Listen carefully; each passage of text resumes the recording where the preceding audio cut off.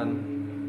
Biarlah kita juga semakin dipakai Tuhan dan mencintai Tuhan dalam setiap kehidupan kita.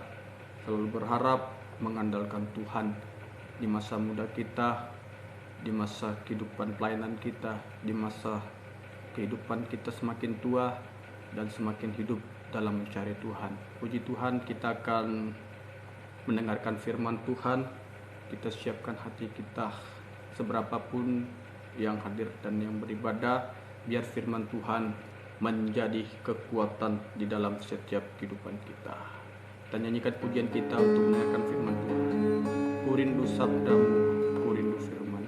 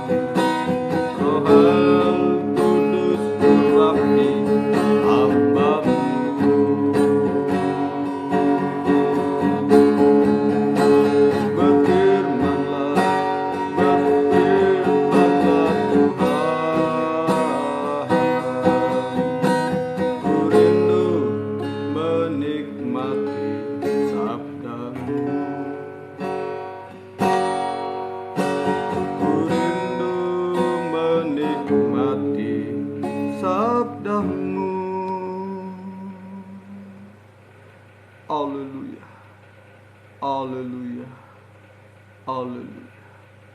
Kami serahkan setiap kehidupan kami untuk mendengarkan sabda-Mu, Tuhan. Kami siapkan hati kami untuk mendengarkan firman-Mu, Tuhan. Banyak kekurangan, ketidaklayakan, berikan roh-Mu ketaatan di dalam mendengarkan firman-Mu, di dalam kehidupan melakukan firman-Mu. Di dalam firman-Mu ada jawaban, jaminan, bahkan menghapus segala kemustahilan, Tuhan. Urapi firman-Mu dengan kuat kuasa roh-Mu yang suci. Mulai dari hamba menyampaikan firman-Mu dengan benar, jelas, dan murni, menyampaikan firman-Mu sesuai kehendak-Mu, bukti kasih sayang-Mu dalam setiap kehidupan kami. Bahkan urapi kami seluruhnya yang mendengarkan firman-Mu dengan kuat kuasa roh-Mu yang suci Tuhan, mampu percaya yakin akan firman, bahkan mampukan kehidupan kami mempraktekkan firman-Mu Tuhan, sehingga bukti nyata firman dan Roh Kudus adalah uluran tangan Tuhan jamahan Tuhan yang menuntun mengarahkan kehidupan kami hidup benar, suci, bahkan sewaktu sempurna seperti Engkau Tuhan. Bahkan berikan roh-Mu dalam kehidupan kami agar kami taat, setia, dan dengar-dengaran terhadap firman-Mu Tuhan. Syukur kepadamu, seberapa pun yang mendengarkan firman-Mu, bahkan yang juga akan mendengarkan firman-Mu, Tuhan urapi tak terbatas Tuhan, bahkan menjawab setiap pergumulan-pergumulan kami, mulai dalam nikah, buah nikah, pekerjaan, studi, pelayanan, bahkan juga Tuhan setiap apapun yang kami gumulkan, Tuhan memberikan jaminan kepastian sampai kehidupan yang kekal Tuhan. Terima kasih Tuhan, bahkan kami memakai kuasa-Mu yang berkuasa untuk mengusirkan segala kuasa roh jahat iblis setan yang selalu mengganggu, dan merintangi dalam ibadah lewat sinyal, bahkan lewat roh ngantuk, roh bermain keras hati, roh najis, apapun segala kuasa-Mu yang bukan berasal dari Tuhan, dalam nama Yesus pergi, darah Yesus yang berkuasa. Urapi, berkati, berikan hidup kami setia dan mendengarkan firman. Dalam nama Tuhan Yesus Kristus kami berdoa syukur. Haleluya. Amin. Salam sejahtera dalam kasih sayangnya Tuhan kita Yesus Kristus. Saya mengucapkan selamat beribadah, selamat mendengarkan firman Tuhan. Damai sejahtera, kasih karunia Tuhan, anugerah Tuhan dilimpahkan di tengah-tengah kita sekalian. Puji Tuhan, firman Tuhan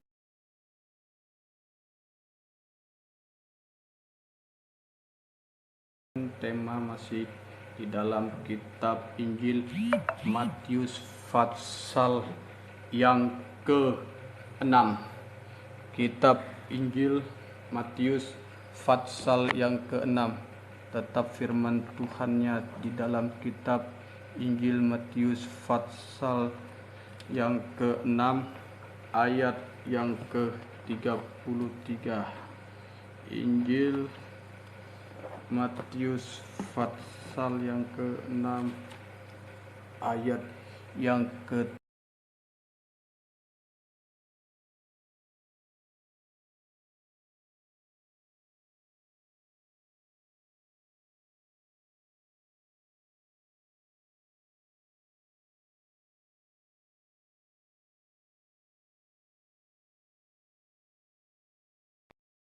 pasal yang ke-6 ayat yang ke-33.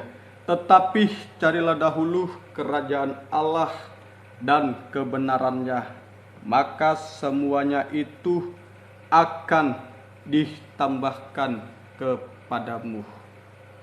Akan ditambahkan kepada setiap anak Tuhan, setiap pelayan Tuhan, berkat Tuhan ditambahkan di dalam setiap kehidupan kita. Dikatakan di sini, tetapi cari dahulu kerajaan Allah dan kebenarannya, maka semuanya itu ditambahkan kepadamu.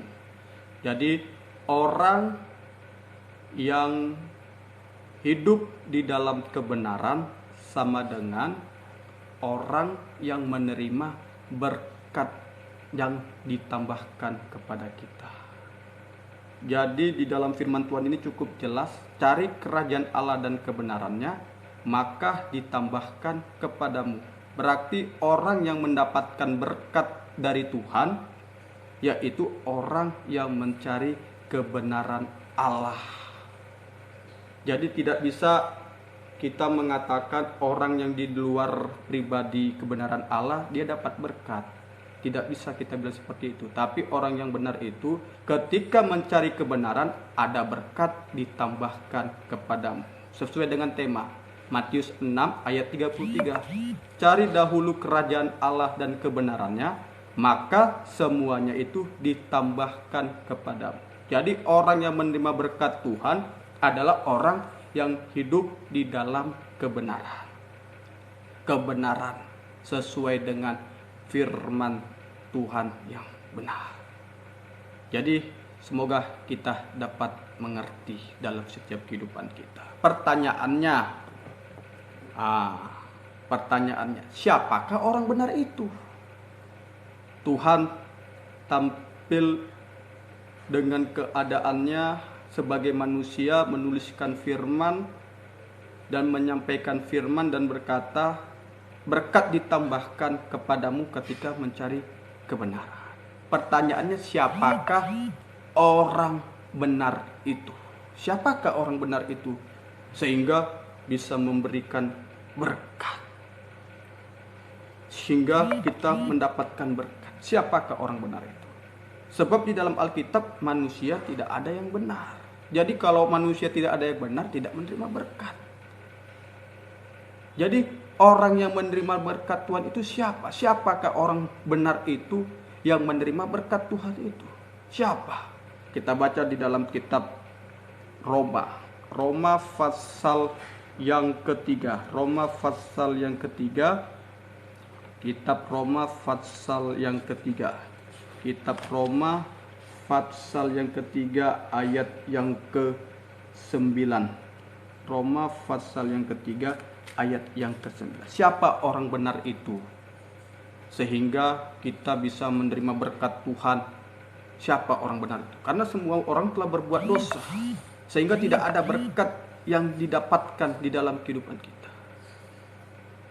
Siapa orang benar itu? Kita baca di dalam kitab Roma pasal yang ketiga ayat yang ke-23. Roma pasal yang ketiga ayat yang ke-23 dikatakan, karena semua orang telah berbuat dosa dan telah kehilangan kemuliaan Allah. Orang berdosa tidak ada kebenaran, berarti tidak ada berkat. Tidak ada berkat yang ditampilkan, dirasakan bagi kehidupan manusia. Siapakah orang benar itu? Dalam ayat yang ke-26, maksudnya ialah untuk menunjukkan keadilannya pada masa ini, supaya nyata bahwa ia benar dan juga membenarkan orang yang percaya kepada Yesus.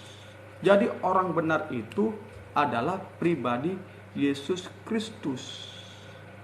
Orang benar itu adalah pribadi Yesus.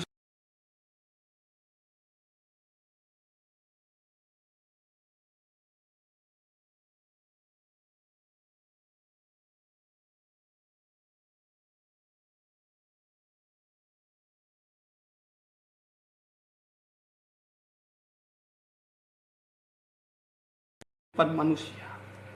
Hidup manusia itu telah berbuat dosa dan telah kehilangan kemuliaan Allah. Tidak ada berkat di dalam setiap kehidupannya. Dalam ayat ke-9 dikatakan, jadi bagaimana, adakah kita mempunyai kelebihan dari orang yang lain? Sama sekali tidak. Sebab di atas telah kita tuduh baik orang Yahudi maupun orang Yunani, bahwa mereka semua adalah di bawah kuasa dosa. Di bawah kuasa dosa. Seperti ada tertulis, tidak ada yang benar, seorang pun tidak. Tidak ada seorang pun yang berakal budi, tidak ada seorang pun yang mencari Allah. Semua orang telah menyeleweng, mereka semua tidak berguna, tidak ada yang berbuat baik, seorang pun tidak. Kerongkongan mereka seperti kubur ternganga, lidah mereka merayu-rayu, bibir mereka mengandung, bisah mulut mereka penuh dengan sumpah serapah. Kaki mereka cepat untuk menumpahkan darah. Keruntuhan dan kebinasan mereka tinggal di jalan mereka. Dan jalan damai tidak mereka kenal. Rasa takut kepada Allah tidak ada pada orang itu. Tetapi kita tahu bahwa segala sesuatu yang tercantum dalam kitab Taurat ditunjukkan kepada mereka yang hidup di dalam hukum Taurat, supaya tersumbat setiap mulut dan seluruh dunia jatuh ke bawah hukuman Allah. Tidak ada yang benar. Kalau manusia tidak ada yang benar, berarti tidak ada berkat ditambahkan. Semua. Jadi siapakah orang benar itu? Ya pribadi Yesus. Pribadi Yesus tampil sebagai orang benar untuk memberi kebenaran bagi anak-anaknya. Hanya pribadi Yesus orang benar. Di luar pribadi Yesus tidak ada kebenaran. Inilah di dalam Alkitab. Siapakah orang benar itu? Ya pribadi Tuhan Yesus Kristus. Di luar pribadi Tuhan Yesus Kristus tidak ada kebenaran. Semua orang telah berbuat dosa. Upah dosa kebinasaan, kematian. Upah dosa kebinasaan, kematian. Oh, ini semoga kita dapat mengerti. Kebinasaan, kematian kekal selama-lamanya. Tidak ada kebenaran, upahnya maut. Tidak ada kebenaran, upahnya kebinasaan. Orang benar ada berkat ditambahkan. Jadi orang benar itu di dalam pribadi Tuhan Yesus Kristus. Inilah. Jadi orang yang berdosa supaya menerima berkat Tuhan ini bagaimana? Iya, kita harus menerima pribadi Yesus sebagai kebenaran kehidupan kita. Ini supaya berkat itu ada.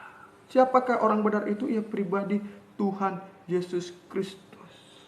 Jadi orang berdosa dibenarkan oleh pribadi Tuhan Yesus Kristus.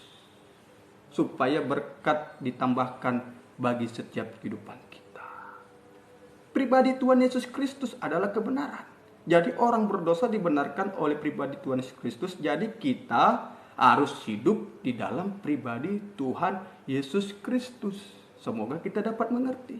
Ini orang benar. Tetapi cari dahulu kerajaan Allah dan kebenarannya, maka semua ditambahkan kepadamu. Ditambahkan bagi kehidupan kita.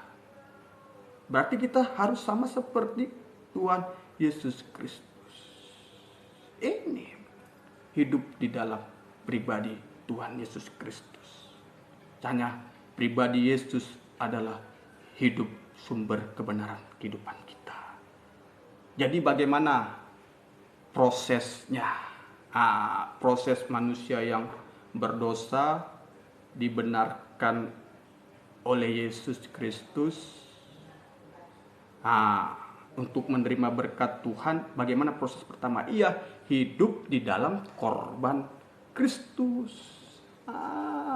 Hidup di dalam korban Kristus. Korban Tuhan.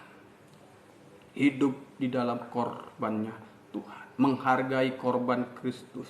Bahkan hidup melakukan kehendak Tuhan. Menerima salibnya Tuhan. Ini proses pertama. Siapakah orang benar sekali lagi? Ya, pribadi Yesus. Di luar Yesus, ya orang berdosa. Jadi Tuhan datang untuk membenarkan orang berdosa supaya hidup dalam kebenaran. Nah, sekarang kita sudah percaya Yesus. Bagaimana prosesnya? Supaya kita menjadi orang benar. Iya, menerima korban Kristus.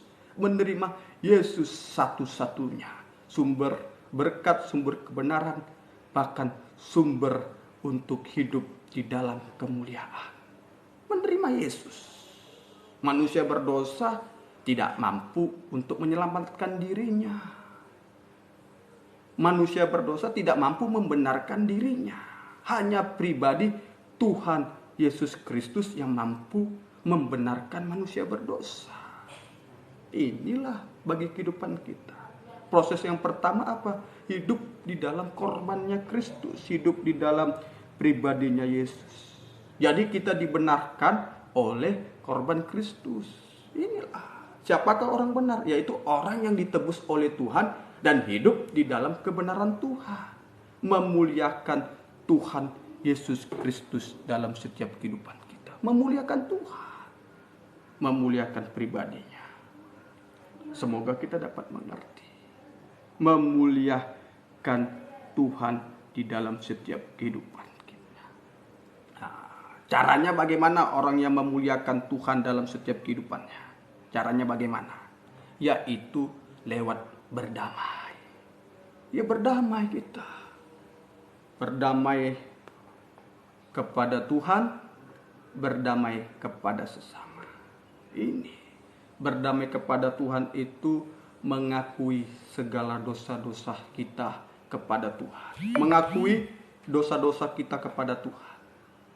Dan ketika sudah diampuni, jangan berbuat dosa lagi. Mengakui kepada Tuhan. Dan sesudah itu mengakui kepada sesama. Mengakui juga kepada sesama. Sudah mengakui dosa kita kepada Tuhan. Dan mengakui dosa juga kepada sesama. Habis itu apa?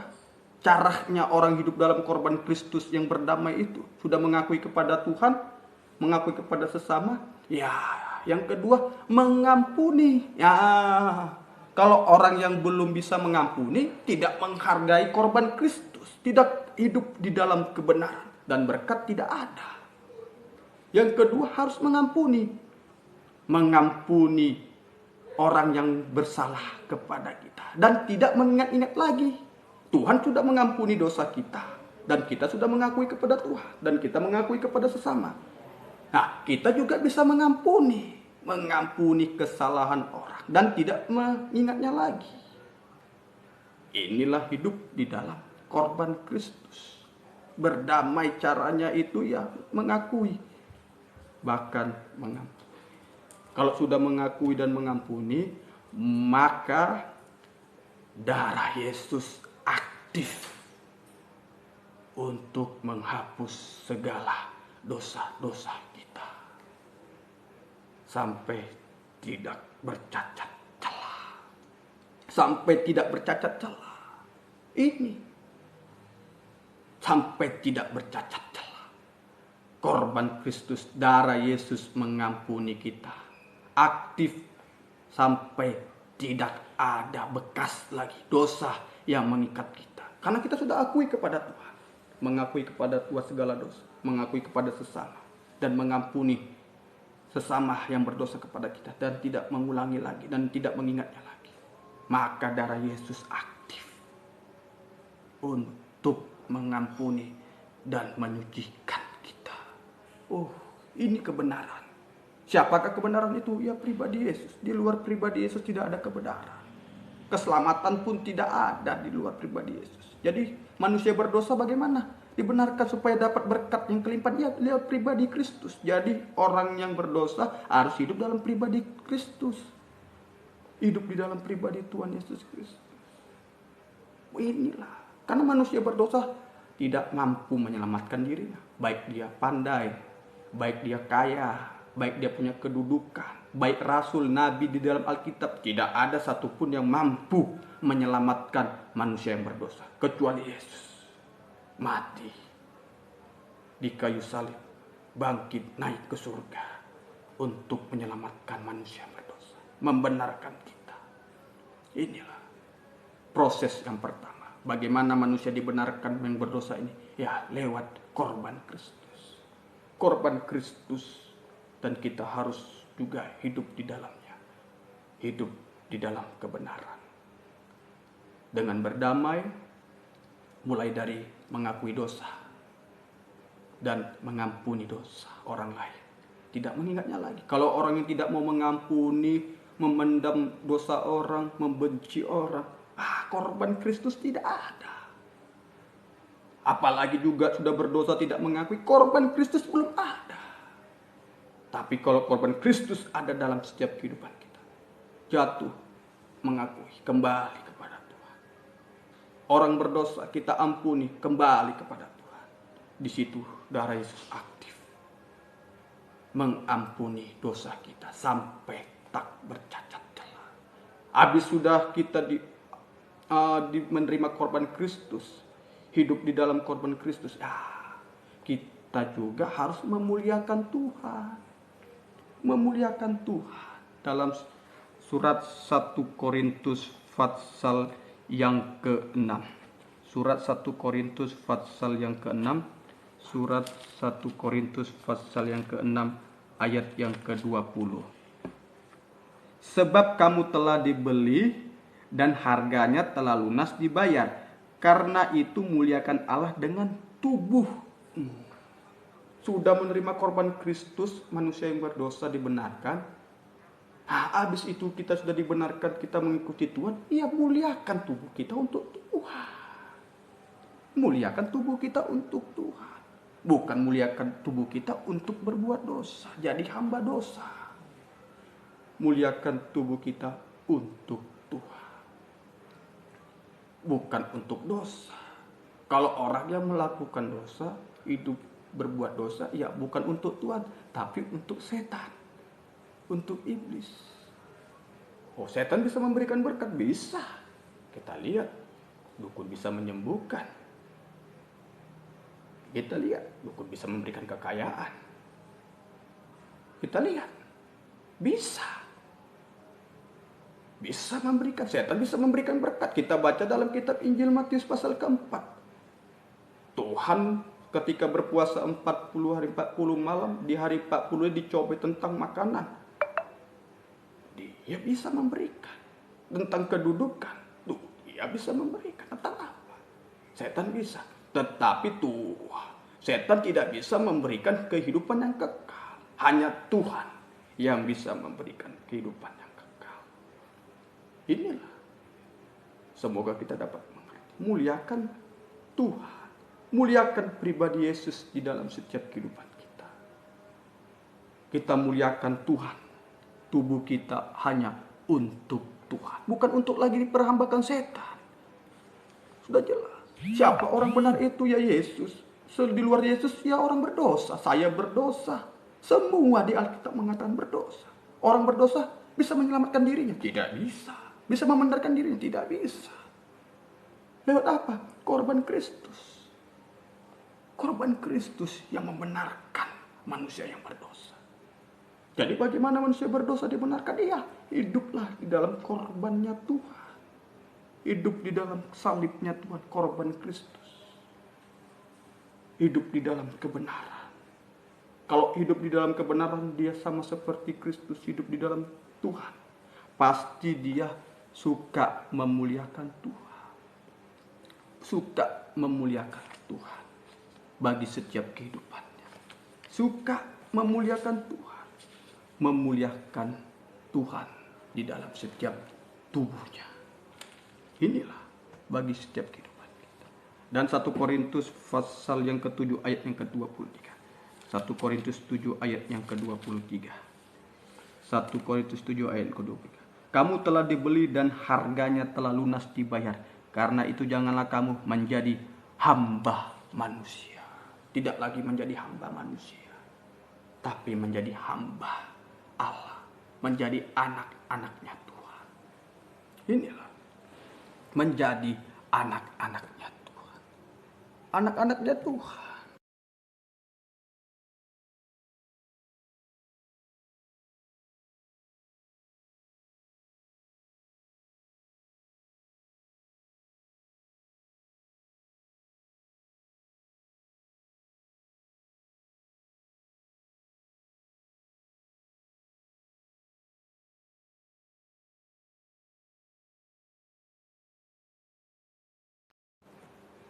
Dan mencari Tuhan.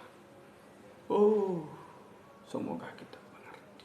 Muliakan tubuh kita untuk Tuhan. Menjadi hambanya Tuhan hanya untuk Tuhan. Tidak berbuat dosa lagi. Ini proses yang pertama. Hidup di dalam korban Kristus. Hidup di dalam kebenaran. Proses yang kedua. Proses yang kedua bagi setiap kehidupan kita. Yang manusia berdosa dibenarkan oleh korban Kristus. Proses yang kedua di dalam kitab Roma tadi pasal yang ketiga, Roma pasal yang ketiga ayat yang ke Roma pasal yang ketiga ayat yang ke-28. Roma pasal 3 ayat yang ke-28. Karena kami yakin bahwa manusia dibenarkan karena iman dan bukan karena melakukan hukum Taurat. Yang kedua, proses yang kedua manusia berdosa dibenarkan yaitu lewat iman. Lewat iman, yakin, percaya hanya kepada pribadi Tuhan Yesus Kristus. Ini proses yang kedua, yaitu lewat iman. Iman kepada pribadi Tuhan Yesus Kristus. Dari mana orang timbul iman? Ya, lewat mendengarkan firman. Roma pasal yang ke-10 ayat yang ke-7. Roma pasal yang ke-10 ayat yang ke-7 dikatakan di sini. Dari mana orang timbulnya iman? Yaitu Roma 10 ayat yang ke-17. Beginilah firman Tuhan. Jadi iman timbul dari pendengaran dari pendengaran oleh firman Kristus. Nah, proses yang kedua, hidup oleh iman. Orang dibenarkan oleh iman. Yang pertama dibenarkan oleh korban Kristus, yang kedua dibenarkan oleh iman. Dari mana timbul iman? Ya, tadi Roma 10 ayat 17, dari mendengarkan firman Kristus. Kristus berbicara tentang diurapi. Jadi firman yang didengar adalah firman di dalam urapan Roh Kudus. Jadi di situ timbul iman. Seperti kita sekarang ini ibadah online. Orang yang suka mendengarkan firman yang benar dalam urapan Roh Kudus, di situ tampil iman. Oh, jadi kalau di gereja, ya di gereja lebih juga. Seperti ini, iya lebih juga. Setiap mendengarkan firman yang benar, pasti timbul iman. Mulai dari hamba Tuhannya menyampaikan firman dengan benar dalam urapan Roh Kudus. Bahkan juga yang mendengarkan firman dalam urapan Roh Kudus. Inilah hidup di dalam iman. Suka mendengarkan firman. Tidak suka mendengarkan gosip-gosip. Tidak suka mendengarkan fitnaan. Tidak suka mendengarkan di luar firman. Memutarbalikkan firman. Wah, jangan. Oh, boleh kawin cerai. Itu di luar firman. Hubungan nikah jadi satu, mati ke maut. Orang yang melakukan yang namanya perceraian, kawin lagi, berzina. Jadi jangan kita bilang ya boleh diberkati, boleh ini, boleh. Itu sudah di luar firman. Wah, banyak lagi yang bilang, wah, orang yang beribadah nggak berubah-berubah, nggak bertobat-tobat, masih seperti itu, masih gini. Orang yang nggak beribadah, ya contohnya ya baik, bisa memberi kepada Tuhan. Itu di luar firman. Di luar firman. Coba lihat Hawa diperdaya ular. Tuhan perintahkan jangan makan. Ular baik gak? Memberikan itu baik. Hawa baik juga. Ketika dia melanggar, Hawa baik kepada suaminya memberikan. Tapi di luar firman. Binasa. Sampai sekarang manusia berdosa. Inilah. Banyak sekarang diputarbalikkan firman Tuhan. Di luar firman tidak ada kebenaran. Diputarbalikkan. Wah, boleh kawin cerai. Kawin zina, wah boleh kita nanti berdusta demi kebenaran menolong orang. Wah, namanya dusta itu bapaknya iblis di dalam Injil Yohanes pasal 8 ayat 24. Kok dibilang itu baik untuk Tuhan? Bagaimana? Di luar firman tidak ada kebenaran. Di luar firman tidak ada kebenaran. Inilah semoga kita. Wah, kita mencuri. Wah, berikan perpuluhan kepada Tuhan. Kita jual narkoba, berikan perpuluhan kepada Tuhan. Kita berjudi, beri perpuluhan kepada Tuhan, kan baik.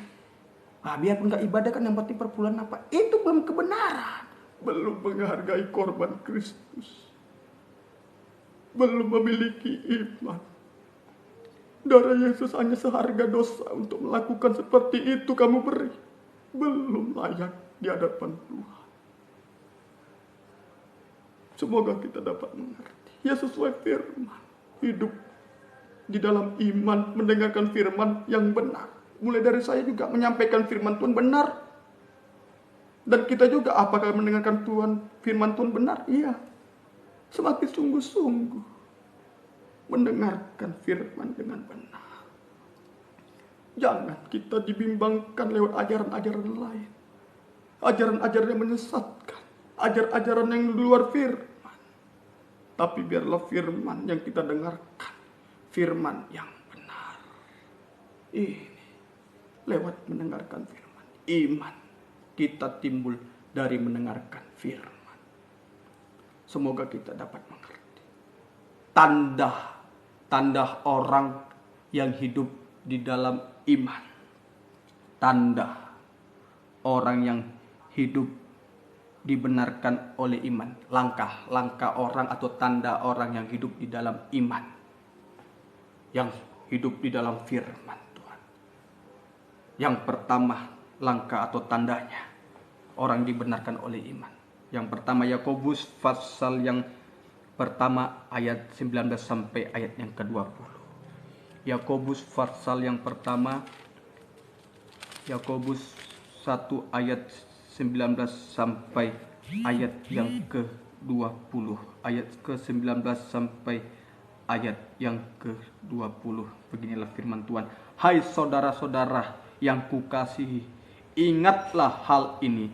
Setiap orang hendaklah cepat untuk mendengar, tetapi lambat untuk berkata-kata, dan juga lambat untuk marah. Setiap amarah manusia tidak mengejarkan kebenaran di hadapan Allah. Langkah yang pertama, cepat untuk mendengar. Cepat untuk mendengar.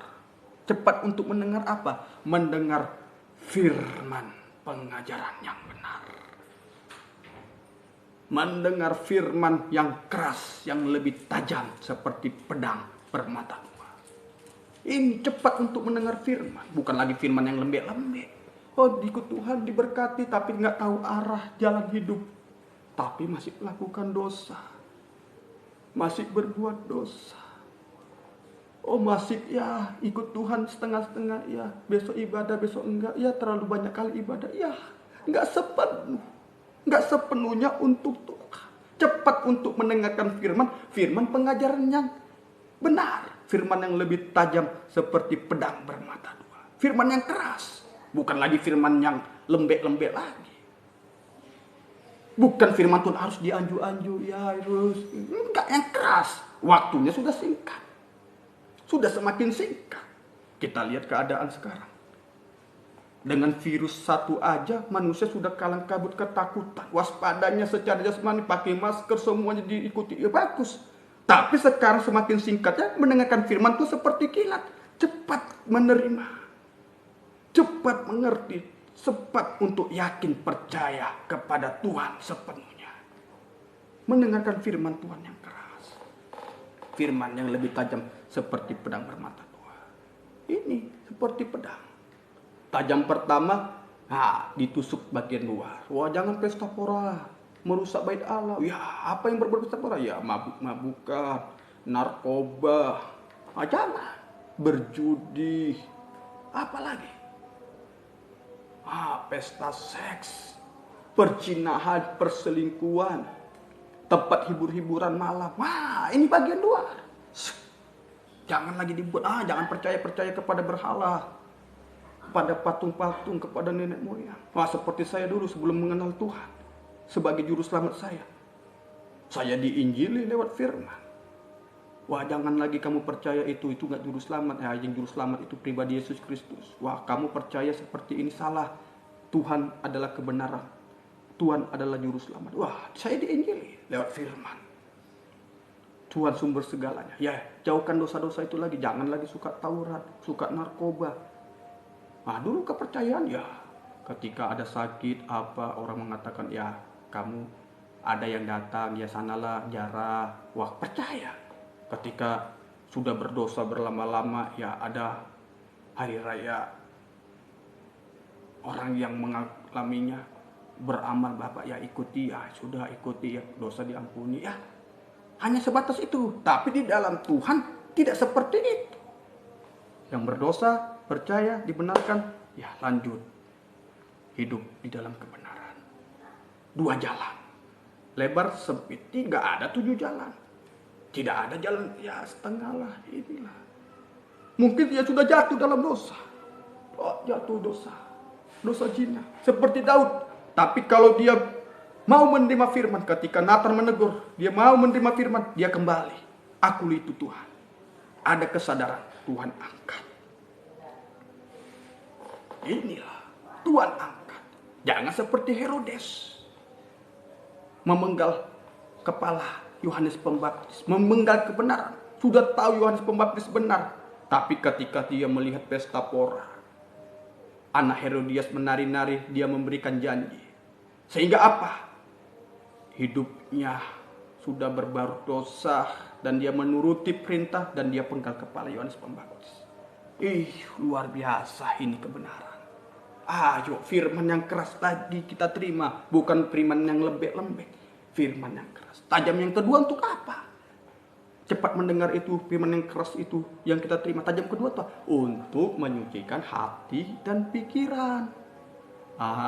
Hati dan pikiran ini ladangnya dosa-dosa, roh jahat dan roh najis. Ini harus disucikan lewat firman. Tajam pertama di bagian luar, tajam kedua di bagian dalam. Tajam pertama di luar, sekali lagi, tajam kedua yang di bagian dalam.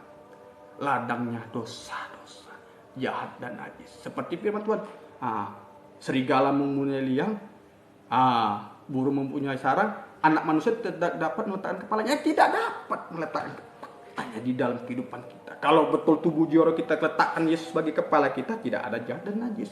Makanya kita perlu firman. Perlu firman. Firman pengajaran yang benar. Untuk menyucikan, kita baca Markus pasal yang ke-7.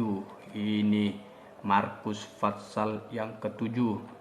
Markus pasal yang ke-7. Hati dan pikiran manusia, hatinya itu jahat dan najis. Ini harus dikikis. Markus pasal yang ke-7 ayat yang ke-21. Beginilah firman Tuhan. Sebab dari hati orang timbul segala pikiran jahat. Ini kata firman. Terus menerus. Firman diulang-ulang terus. Pikiran jahat, kau jangan berbuat lagi. Buat, kena firman. Dan dikatakan juga kelicikan. Tidak boleh lagi licik-licik. Licik di dalam pekerjaan, mungkin di perusahaan, kawan kerja dia tidak, itu licik. Belum lagi contohnya licik dalam perusahaan apa, ketika kawannya apa gini-gini dijelekkan, gini-gini untuk menaikkan gaji apa gini, itu licik. Licik apa di dalam apalah, mungkin yang mahasiswa, yang kuliah, apa yang sekolah, yang apa pada teman-temannya, dikasih tugas apa gini-gini, jangan kelicikan. Jangan ada kelicikan. Bagi juga suami istri, anak orang tua, ketika ada salah, dengan kelicikannya supaya menutupi, jangan licik. Itu bagian dalam, kena kelicikan, hawa nafsu. Jangan lagi ada hawa nafsu, keinginan daging, ambisi daging terus. Hawa nafsu jangan ada hawa nafsu bagi setiap kehidupan kita. Dan dikatakan juga hawa nafsu, iri hati juga jangan. Iri hati, hujat, kesombongan, kebebalan, semua hal yang timbul dari dalam dan menajiskan orang. Jangan lagi ada ini bagi setiap kehidupan kita. Jangan ada. Kita buang semuanya. Biarlah pribadi firman Tuhan, tabiat Tuhan tampil dalam setiap kehidupan kita. Tampil dalam setiap kehidupan kita. Ini cepat untuk mendengar. Kalau dia cepat untuk mendengar, maka buktinya dia lambat untuk marah. Tidak akan marah, sebab firman Tuhan sudah menegur. Firman Tuhan sudah dia mengerti. Bahkan lambat untuk berkata-kata, hanya berdiam diri. Hanya berdiam diri. Hanya berdiam diri, hanya berharap, percaya, mempercayakan diri kepada Tuhan. Ini langkah yang pertama. Langkah yang pertama. Hidup yang dibenarkan oleh iman. Langkah yang kedua adalah di dalam Yakobus pasal yang ke-1 ayat yang ke-21. Sebab itu buanglah segala sesuatu yang kotor dan kejahatan yang begitu banyak itu, dan terimalah dengan lemah lembut firman yang tertanam di dalam hatimu dan berkuasa menyelamatkan jiwamu. Inilah yang kedua kehidupan kita, yaitu hidup dalam mendengarkan firman Tuhan. Hidup di dalam mendengarkan firman Tuhan dengan lemah lembut. Dengan lemah lembut kita mendengarkan firman Tuhan. Dengan lemah lembut kita menerima firman Tuhan.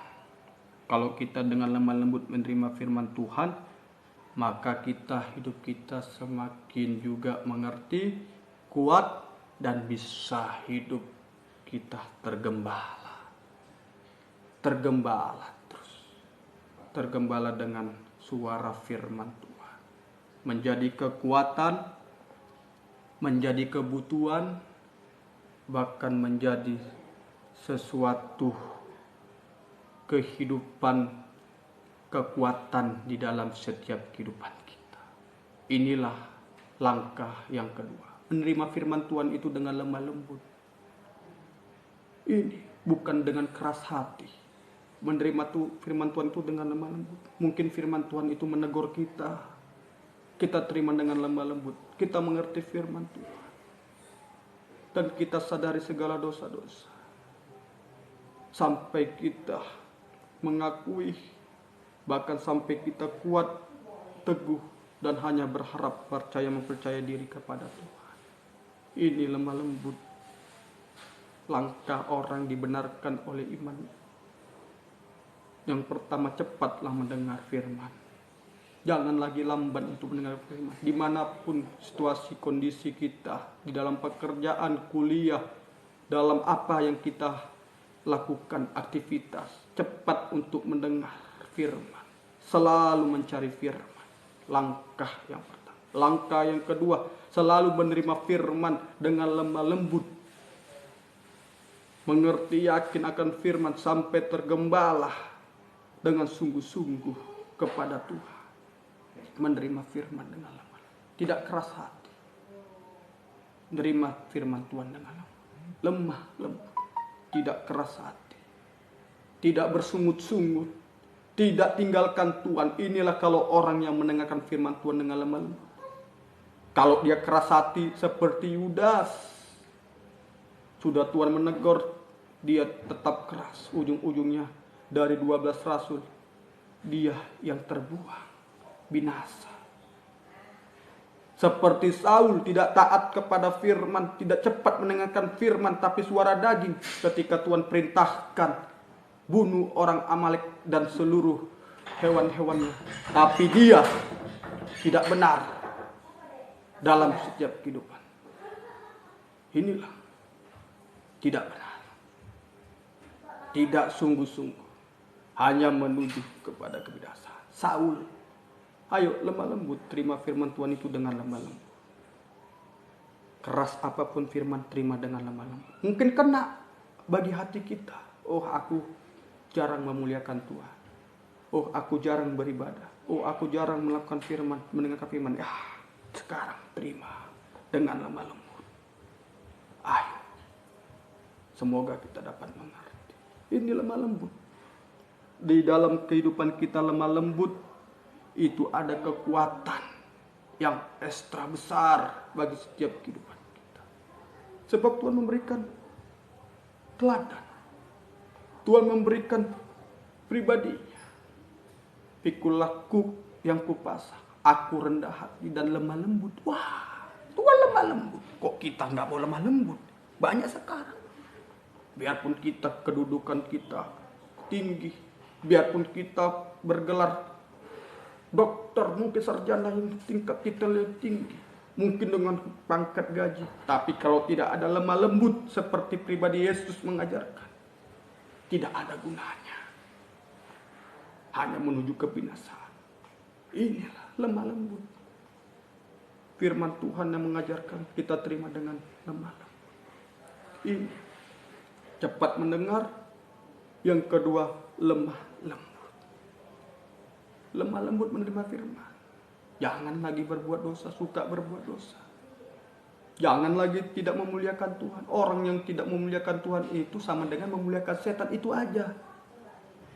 Itu aja perbedaannya, dua jalan. Jalan yang lebar, jalan yang sempit. Jalan menuju kebinasaan lebar, jalan sempit ya seperti salib. Sengsara bagi daging. Tapi menuju kepada kehidupan yang kekal, kepada kebenaran. Ini dua jalan. Tidak ada jalan tengah.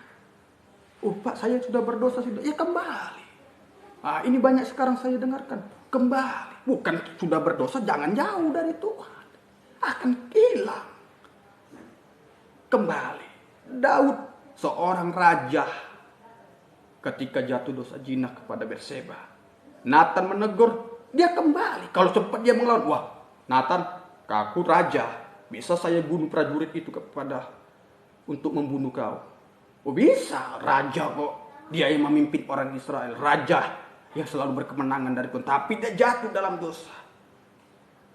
Bisa dia bunuh Nathan? Bisa. Bisa juga dia membunuh. Tetapi dia lemah lembut menerima firman dari Nathan. Dia mengakui dan dia tidak mengulangi lagi. Petrus, sebelum ayam berkokok 3 kali kau menyangkal aku, Petrus. Wah, di dalam Alkitab dia cuma memiliki iman. Kaulah Mesias. Wah, dengan batu karang ini. Wah, tapi ketika dia mau mengikuti Tuhan yang hanya enak-enak, ketika Tuhan memberitakan tentang salib, dia tolak. Sampai dikatakan sama seperti iblis. Oh, kita baca dulu. Sama seperti iblis dikatakan. Loh, ngeri nggak? Petrus, kalau tidak mengikuti Tuhan, salib Tuhan, kehendak Tuhan, sama seperti iblis. Bukan ukurannya ikut Tuhan itu memberikan perbuatan yang baik kita, tapi kebenaran kita di dalam Tuhan. Kebenaran kita di dalam Tuhan. Injil Matius pasal yang ke-16 ayat yang ke-23. Mulai ayat ke-22. Tetapi Petrus menarik Yesus ke samping dan menegur dia. Katanya, Tuhan, kiranya Allah menjauhkan hal itu sekali-kali takkan menimpa engkau. Maka Yesus berpaling dan berkata kepada Petrus, Enyalah iblis, engkau sudah batu sandungan bagiku sebab engkau bukan memikirkan apa yang dipikirkan Allah, melainkan apa yang dipikirkan manusia. Lalu Yesus berkata kepada murid-muridnya, setiap orang yang mau mengikut aku, ia harus menyangkal dirinya, memikul salibnya, dan mengikuti aku. Petrus, kenyataan. Sudah Tuhan memberitakan firman, mujizat terjadi, sampai dia dibilang batu karang ini. Waduh, hanya Petrus. Tapi ketika Tuhan memberitakan salib, ikut aku pikul salib. Ikut aku pikul salib. Penuh dengan sengsara tapi ada kemuliaan. Tapi Petrus bilang, wah seperti orang baik Petrus. Jangan kiranya Tuhan itu terjadi samamu. Baik-baik. Tapi itu enggak dikehendaki Tuhan. Nyala iblis, sama seperti iblis berarti ya hanya menuju kebinasaan. Ketika yang berkokok 3 kali dia menyangkal, tetapi untunglah dia kembali. Untung dia kembali. Dia sadar, aku sudah menyangkal Tuhan, yang seluruh perkataan yang dia bilang itu betul. Kenapa aku menyerahkan dia? Sekarang Tuhan, aku mau kembali. Dia kembali. Ayo anak-anak Tuhan, kita yang mendengarkan hari ini, seberapapun kita yang hadir, cepat mendengar, lemah lembut menerima firman. Ayo. Kalau orang yang lemah lembut menerima firman, pasti hidupnya mau terus tergembala. Tergembala oleh suara Tuhan. Tergembala tekun beribadah kepada Tuhan. Hanya tubuhnya untuk memuliakan Tuhan. Jadi Pak nggak bisa bekerja gini. Boleh bekerja dengan benar, cari masa depan penuh dengan cita-cita yang harus dicapai, boleh, tapi utamakan memuliakan Tuhan lebih dari apapun. Tapi semuanya itu akan ditambahkan kepadamu sesuai dengan tema. Cari kerajaan Allah dan kebenarannya, maka ditambahkan kepadamu. Kalau kita memuliakan Tuhan sepenuhnya untuk Tuhan, apa yang mau kita inginkan, Tuhan tambahkan. Loh, setan bisa memberi, kok kita di dalam Tuhan kok nggak bisa memberi sama kita? Kita bisa melakukan dosa dengan enjoy-nya berbuat dosa. Kok untuk melakukan firman Tuhan kok kita berat, padahal kita percaya kepada Tuhan. Ayo, semoga kita dapat mengerti. Hari-hari ini semakin sulit, semakin jahat, tapi kita tidak jauh dari Tuhan. Ayo, semoga kita dapat mengerti. Semakin mencari Tuhan, hidup di dalam kebenaran firman Tuhan. Yang ketiga tandanya. Tanda orang yang ketiga. Hidup di dalam iman. Tandanya di dalam kehidupan kita. Yakobus pasal yang pertama ayat yang ke-20. 2. Tetapi hendaklah kamu menjadi pelaku firman dan bukan hanya pendengar saja. Sebab jika tidak demikian, kamu menipu diri sendiri. Yang ketiga, praktek. Praktek firman. Yang pertama mendengar, yang kedua menerima firman dengan lemah lembut, yang ketiga praktek firman. Praktek firman, melangkah, berjalan, melakukan firman. Melangkah, berjalan, melakukan firman. Di sekolah, di kuliah, di pekerjaan, di rumah, dimanapun berada, sesuai firman. Anak orang tua anak, pelayan-pelayan Tuhan, semuanya benar.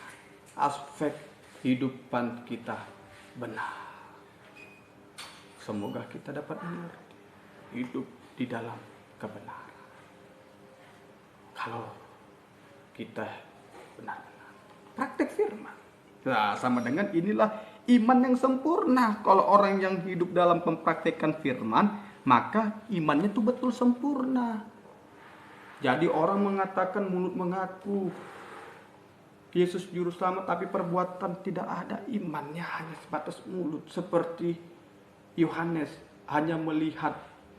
Begitu juga kalau mulut mengaku tidak mempraktekkan, hanya melihat saja. Tapi iman yang benar itu sampai praktek. Praktek firman. Sama dengan firman yang sempurna. Kamu lihat bahwa iman bekerja sama dengan perbuatan-perbuatan, dan oleh perbuatan-perbuatan itu iman menjadi sempurna. Iman menjadi sempurna. Luar biasa.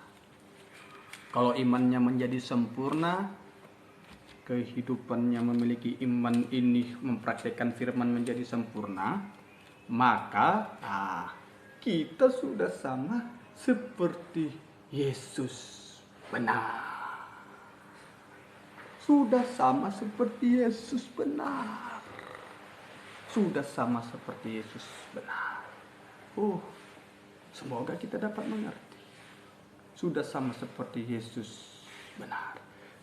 Surat 1 Yohanes pasal yang ketiga ayat yang ketujuh.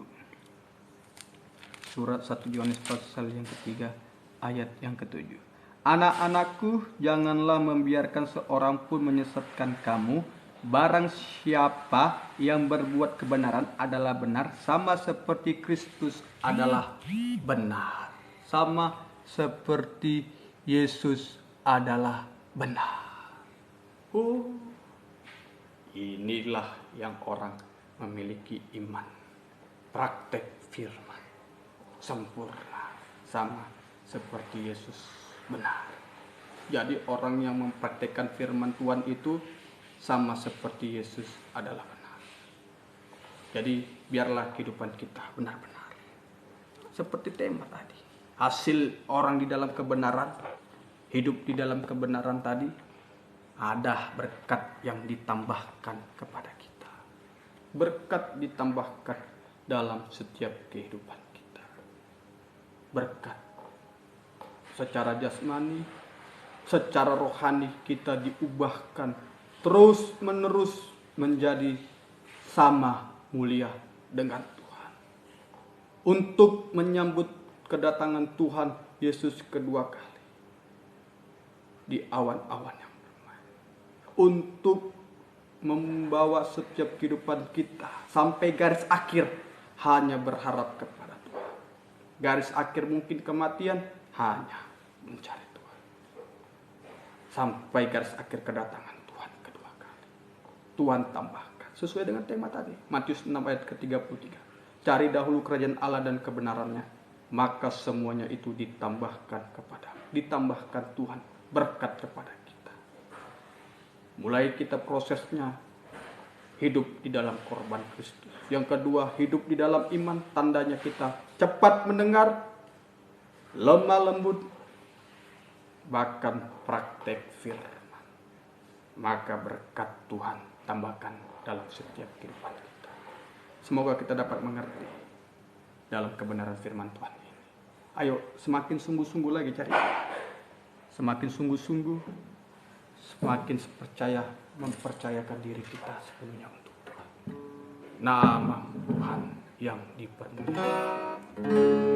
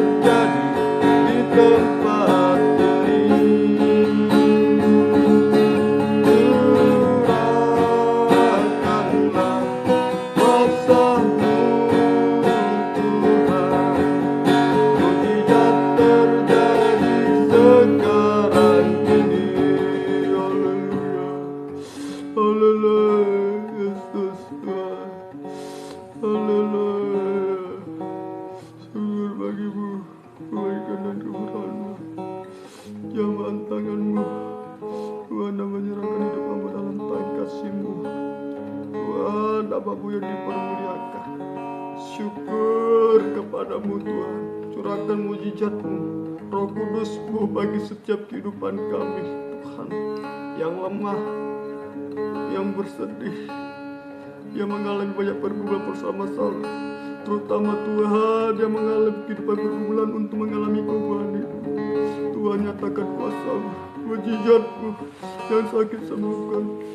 Bahkan kubuan hidup terbiar Tuhan nyatakan untuk sama mulia dengan Engkau Tuhan. Terima kasih ya Bapa yang mulia.